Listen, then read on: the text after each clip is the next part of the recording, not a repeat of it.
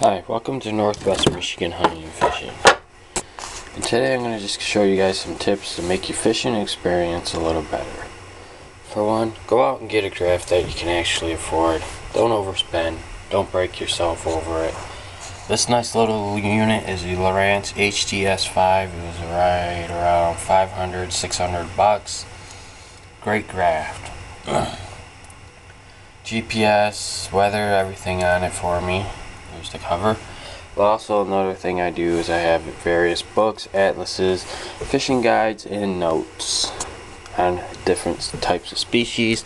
This book is still a work in progress, so it's not quite done, but I have different species of fish in here, and I have each little spot highlighted, like spawning habits, age and growth, food habits, habitat, and stuff like that. It's a good little thing to put together. I'm still working on it.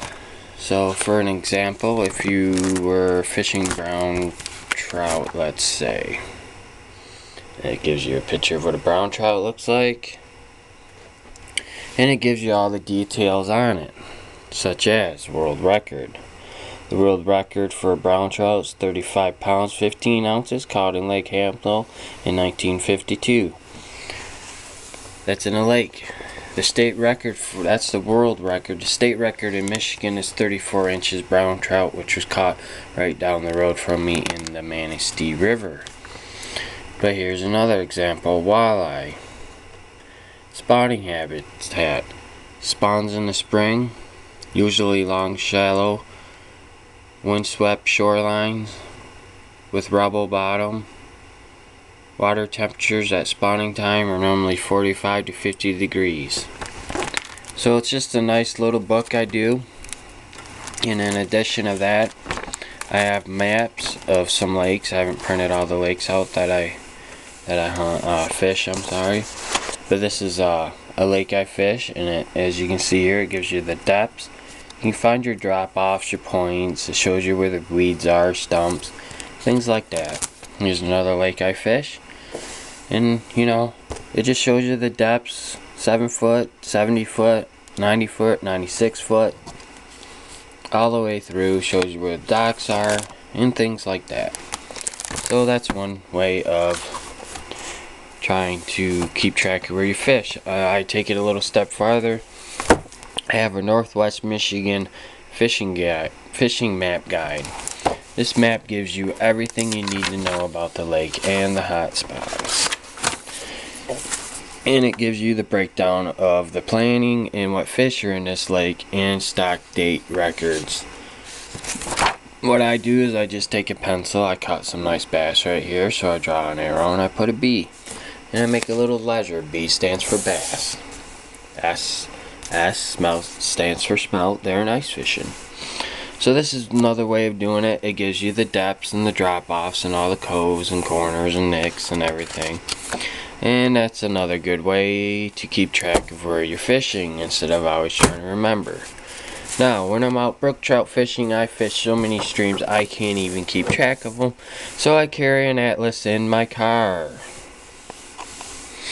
Also, it shows you all the major lakes. I like going out on long road trips going culvert fishing. If those don't know how to do that, I will do a video on that in a month, because trout fishing starts in a month and I can't wait to go. But if you zoom up on here, right here is the Boardman River. I live 5 minutes from the Boardman River, so I fish it quite a bit.